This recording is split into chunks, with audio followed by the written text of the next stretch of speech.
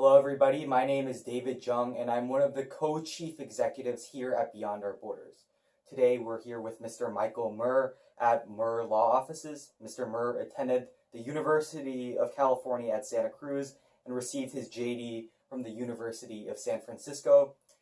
He is currently an immigration defense attorney and a nationally recognized expert in the field of immigration consequences of criminal convictions. Mr. Mehr, thank you for having us here. Thank you. Yeah.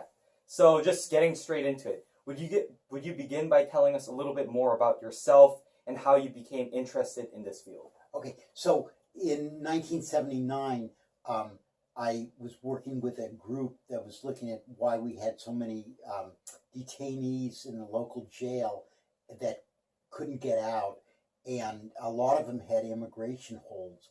And I tried to find out, what is an immigration hold? How can they detain somebody?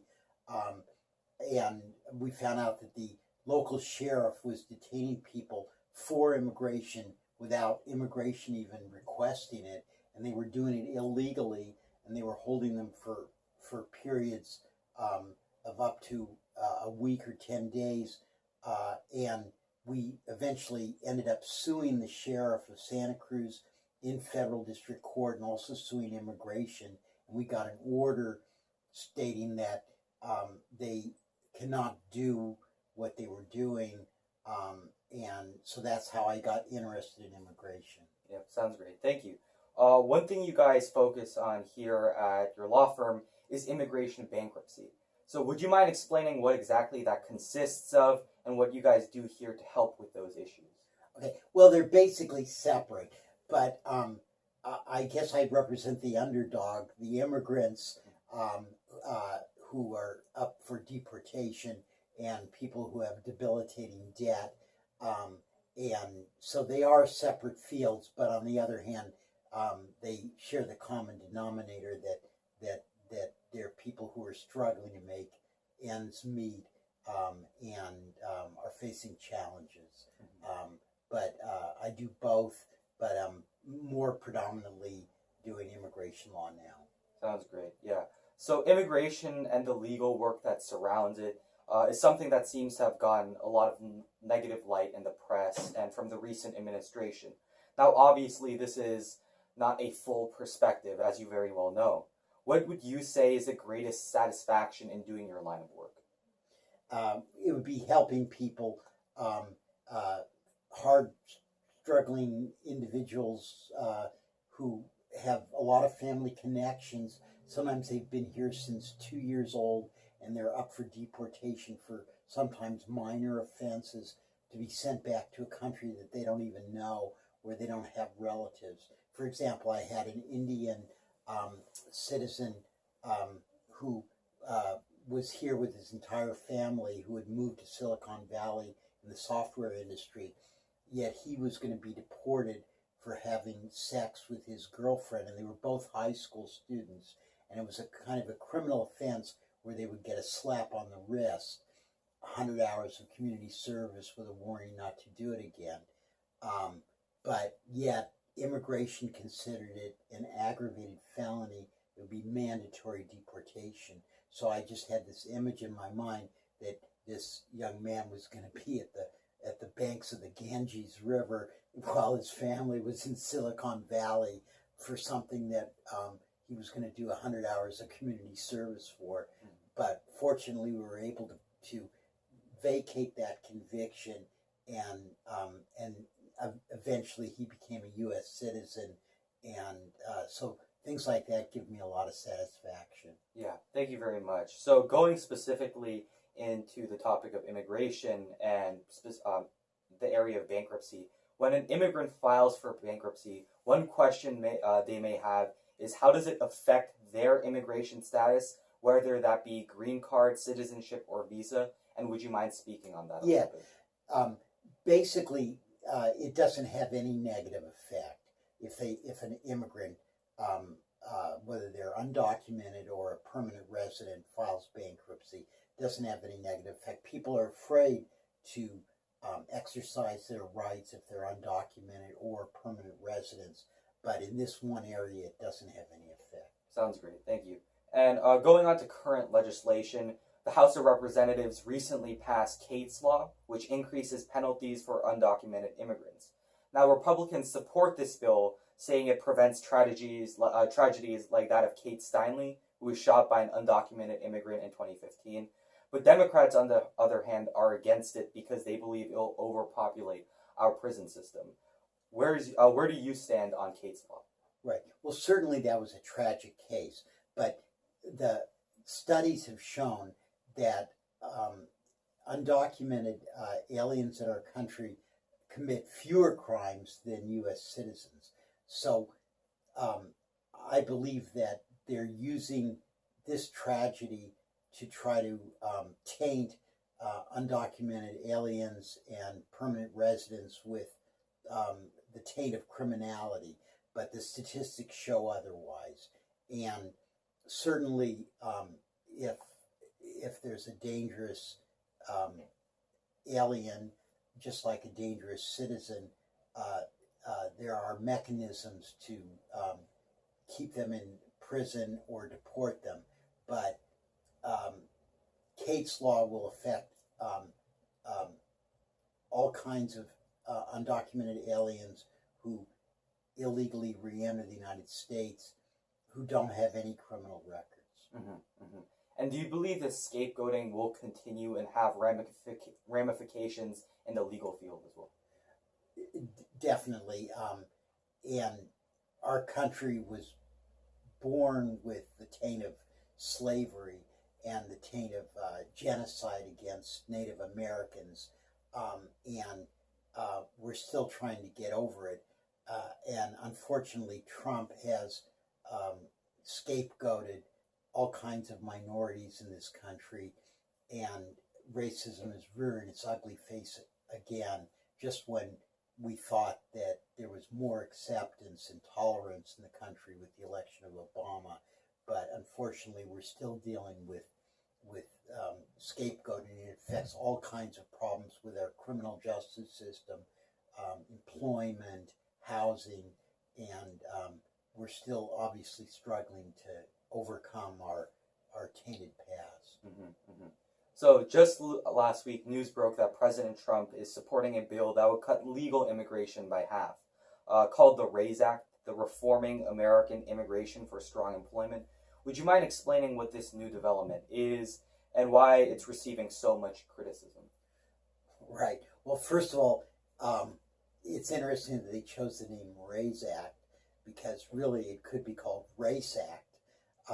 And I don't think it was a totally fortuitous name. Basically, the RAISE Act will require aliens to know English, will predominantly increase immigration from English-speaking countries like England, and to the detriment of immigration from other countries, will probably totally downgrade immigration from of refugees, and fortunately, I don't think it's going to pass. But it would be a dramatic break from our past immigration laws, which emphasize family reunification, refugees, those persons spoken about in the poem on the Statue of Liberty. But unfortunately, Trump is trying to increase English-speaking, white, Caucasian immigration to the detriment of others. Mm-hmm, mm-hmm. So one thing that this RAISE Act does, as you've explained, is let's go a little more in depth into this, is use a point system, prioritizing high education, English speaking, and higher field individuals from abroad, but over those who would potentially work lower tier jobs such as agriculture, which is actually a very large component in the Salinas Valley and Monterey County as a whole. How do you believe that this will impact the economy not only in the short term, but the long term as well, specifically here in Salinas? Right. So I think it's very short-sighted to think that we should just have the most qualified and English-speaking immigrants when our immigration system has promoted great economic development. And as everyone knows who lives in California, if immigrants took a day off, the crops would rot in the fields. Bedrooms in hotels would, or rooms in hotels wouldn't be clean. Au pairs wouldn't be working. Our whole system would collapse. So a diversity of immigrants is important for our economic health. And right now, the growers in Salinas Valley are having difficulty finding enough workers. I got a phone call from a restaurateur in Santa Cruz who says he can't find enough busboys and waiters and dishwashers. So our whole economy depends on it. And so if Trump's plan were to succeed, our economy would suffer. There's nothing wrong with a point system to be part of a comprehensive immigration plan, but to make a sudden change in our immigration system would hurt our economy. Mm-hmm. There's a great deal of unrest in the status quo, as many Americans feel that their country has betrayed them and that these immigrants are taking the jobs that they should be getting. How can we have a synergetic effect where everybody benefits, both immigrants and American citizens alike? Well, I was drawn toward a lot of the comments by Bernie Sanders during the campaign. He seemed to appeal across the board to immigrants, liberals, working class people that otherwise would support Trump. And there's a lot of things that unite us, and those things that unite us are more than what divide us. So I think that the message that Bernie Sanders gave could work to promote jobs, universal health care, and things like that, which the working class voters who switched to Trump this year could support, as well as everybody else in the system, except for maybe those who are at the very top of the economic system. Mm-hmm. Thank you. So we talked a little bit about this earlier, but you work very closely with undocumented and documented immigrants. Would you mind telling us how these people are directly impacted by President Trump's administration's actions toward undocumented immigration, and how it affects their day-to-day life? Okay. Well, since Trump got elected, there's been a tremendous amount of fear in Santa Cruz and the Salinas Valley. Undocumented immigrants are afraid to send their children to school. Some of them are afraid to go out. They're worried that ICE is going to arrest them either at their work or at their children's school. And there have been instances where ICE has shown up at school to arrest a parent. There are instances where ICE has arrested people who are going to court, and it sent a chilling effect throughout the entire immigrant community. In addition, there's a new report that was just issued today that says that deportations are up about 28% since a period prior to Trump's election. So while we don't have mass deportations since Trump got elected, not yet, we are seeing a serious uptick in enforcement activity and deportations. Mm-hmm. So given that California is a very liberal state and we have many progressive ideas, it's also fair to note that a lot of people feel that immigrants are cheating the immigration system by entering as undocumented immigrants. How can we ensure that we have increased protection for our undocumented immigrants and ensure that all people feel that the system is fair, given the complexities? Right. My focus has always been on those who have been here for a long time, have established ties in the country, and now are facing deportation. My focus has been on those long-term immigrants who entered when they were 2 years old or 5 years old and have lived here for 20 years, and now they're facing deportation. I have no problems with increasing border security, but I do have problems with tearing families apart that have already established roots. So I support comprehensive immigration reform, which has a component of border security, but also treats immigrants who are in this country fairly and gives them a chance to come out of the shadows. Mm-hmm. Thank you.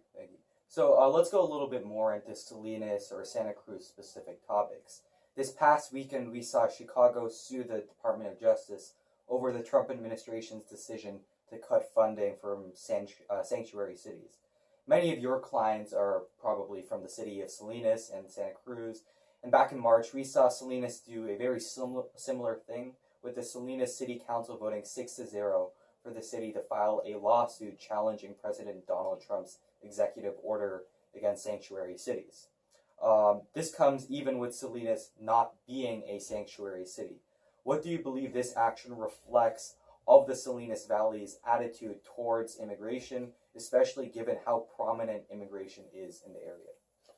Right. So I think there is a lot of support for allowing people to come out of the shadows, a lot of support for hardworking immigrants, whether they're documented or undocumented. But there's a limit to the support. So when the Salinas City Council voted against becoming a sanctuary city, they were obviously worried that federal funding would be cut off and that it would impact them economically.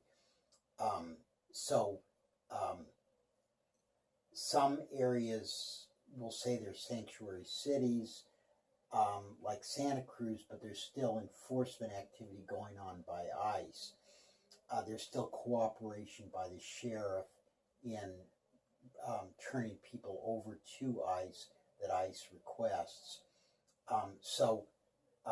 You have to look at exactly what's going on, even when there's support for sanctuary.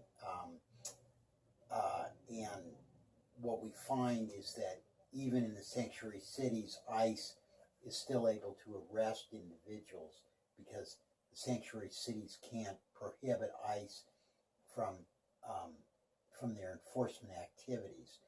The major danger would be if Trump's plan to hire 10,000 new ICE agents ever gets funded and they hire those ICE agents. Then we would have a deportation force. Then we would have mass deportation. Right now, there's an uptick in enforcement activity. There's definitely an uptick in fear, but we haven't seen the mass deportations yet. But we need to be prepared to fight back and prevent a deportation force from actually taking effect. Mm-hmm. Although you've stated that deportation is a negative aspect of President Trump's policies, his policies and his strongman stance on stopping the flow of undocumented immigrants has been affected as it's dramatically reduced border crossings in an undocumented fashion. Isn't that important to make sure that we police our borders properly? Right. I think it's a dangerous position to advocate for open borders. And I think that progressives should agree that there needs to be policing of our borders. And again, I'm not against secure borders. What I am against is tearing families apart that have already established roots. And Santa Cruz has been a sanctuary city for quite some time. What effects do you believe Santa Cruz's support for these undocumented immigrants has in helping these families? I think that sanctuary communities such as Santa Cruz reaching out to undocumented immigrants is very important to establish public safety, for one thing. If immigrants fear that they're going to be arrested if they report a crime, then they're not going to report crimes. They're not going to be witnesses. So most police chiefs across the country actually support sanctuary cities because they realize that a safe city supports all of its citizens, all of its residents. When it comes to the Santa Cruz ICE raids, how prevalent are they, and what impacts do they have on the overall community, especially in regard to where Santa Cruz is as the primarily like the breadbasket of California, located near that? Right. So there was a recent ICE raid. It was publicized as a raid against Salvadoran gang members, but they picked up any other undocumented persons that they encountered, something that would not have happened during the Obama administration. It generated a great deal of fear. While it affected only a small amount of residents, it generated fear throughout the community. But it did have the positive effect that the police chief now has said that he won't cooperate with ICE on raids because ICE picked up other people other than those designated gang members that it purportedly sought to arrest. So you mentioned President Obama, and actually, contrary to what a lot of people think, during his administration's deportation was at an all-time high. So how are these trends formulating in the liberal side of the debate, and how should we continue to approach progressive policies in this manner, in a strict manner, or should we continue in a fairly lax manner? Right. So Obama had a mixed record. He was called the deporter-in-chief because deportations rose dramatically during his tenure in office from the Bush administration.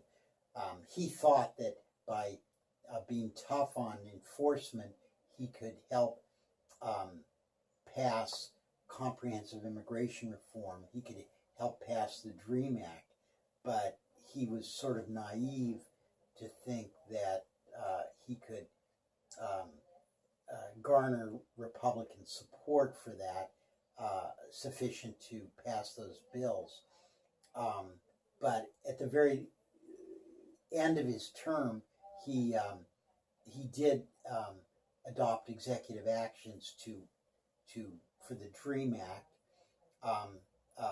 named Deferred Action for Childhood Arrivals, DACA, and he did set priorities for ICE enforcement, which said that if an undocumented person did not have a bad criminal record, then they wouldn't be an enforcement priority. Now, Trump has said that anybody with any criminal record, no matter how minor, is an enforcement priority. So this is a major change. So just about anyone who's undocumented is an enforcement priority for Trump, whereas that was not the case for Obama. So although Obama has a mixed record,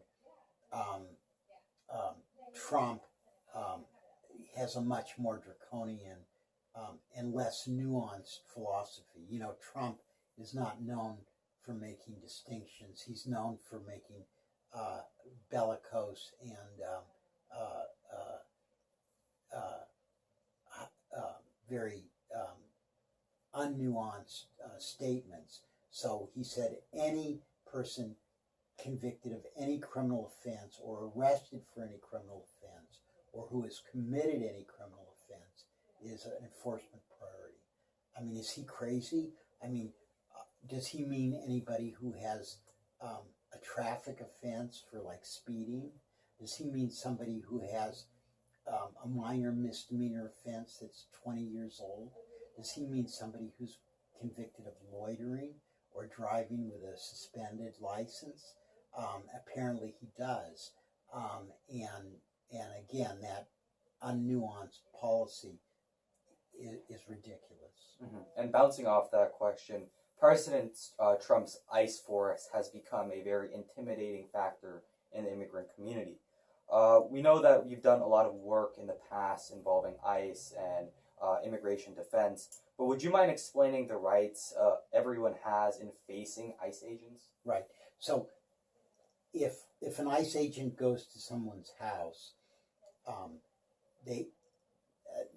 a person does not have to open the door to let them in unless they have a warrant to search.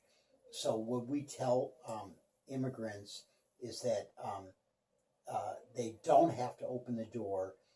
If the ICE agent says they have a warrant, they should put the warrant on the window, and they can read it. And if it is signed by a judge and it is a warrant, then they can open the door. But even then, they don't have to answer questions about their immigration status. They can indicate that they want an attorney.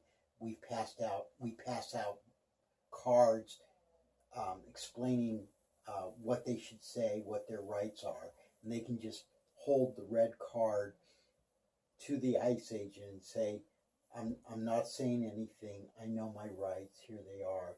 And if ICE doesn't have any specific information on that individual, then they won't be able to arrest them. Or if they do, it can be thrown out in the court of law. Mm-hmm. Thank you very much.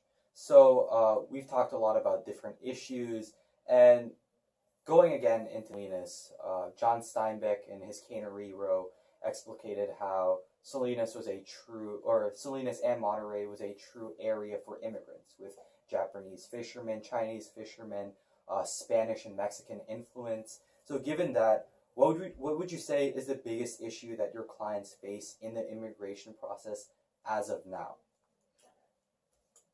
Well, they face a lot of challenges.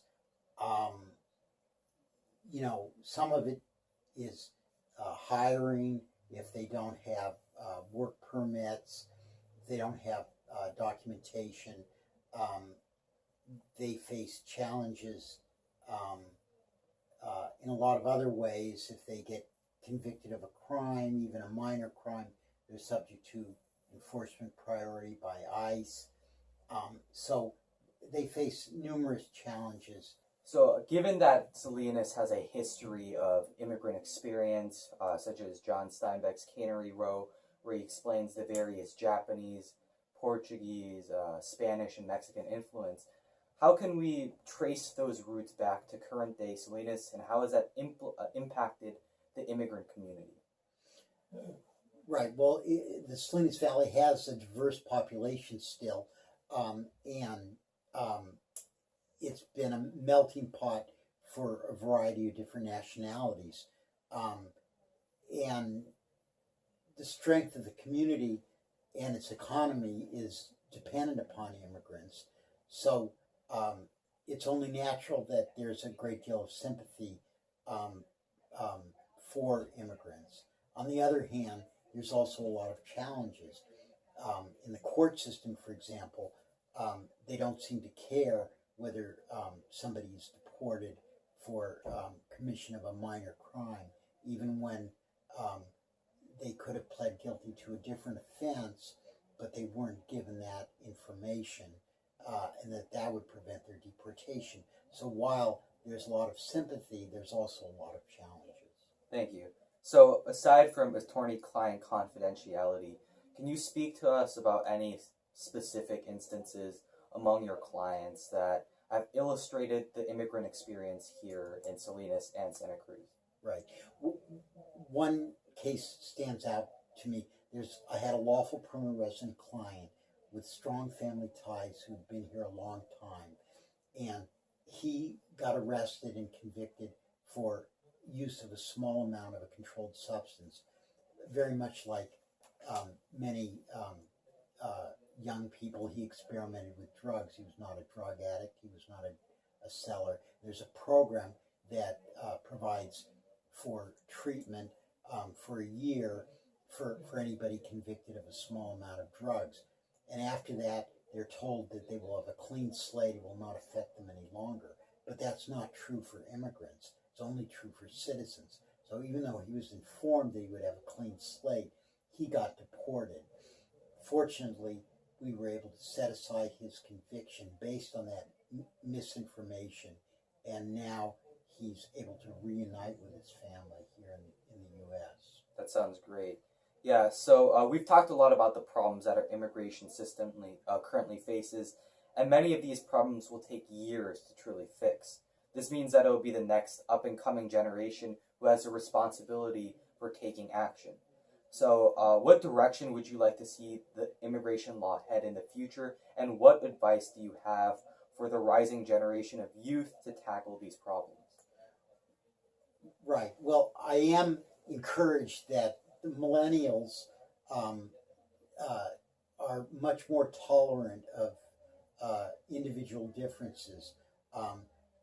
They're tolerant of sexual preferences. They're not as racist as their parents and their grandparents, and hopefully that tolerance will serve them well in crafting and supporting policies for comprehensive immigration reform. Mm-hmm. For any of our immigrant viewers, any undocumented or documented viewers who feel truly scared in the current climate, what would you say to them as a final remark? Right. Well, I'd say that they should not be so scared that they're immobilized. They should take action such as consulting with an immigration attorney or a nonprofit organization to see if they have any way to immigrate. Permanent residents should become citizens.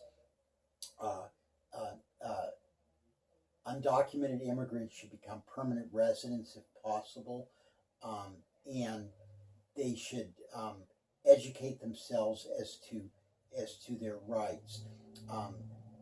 And fortunately, even though Trump was elected, we still have the rule of law so far in our country, and the rule of law does provide certain protections. Mm-hmm. Are there any final remarks you'd like to make to our viewers? Yes. So I am encouraged that there has been resistance against the most draconian program suggested by Trump, and so the silver lining is that it has mobilized the community. I believe that it has mobilized many of the young people, especially in California, to fight back, to become involved, and so that's the hope for the future that I have. Thank you very much, Mr. Okay, Mehr, for thank having you. us. Thank you.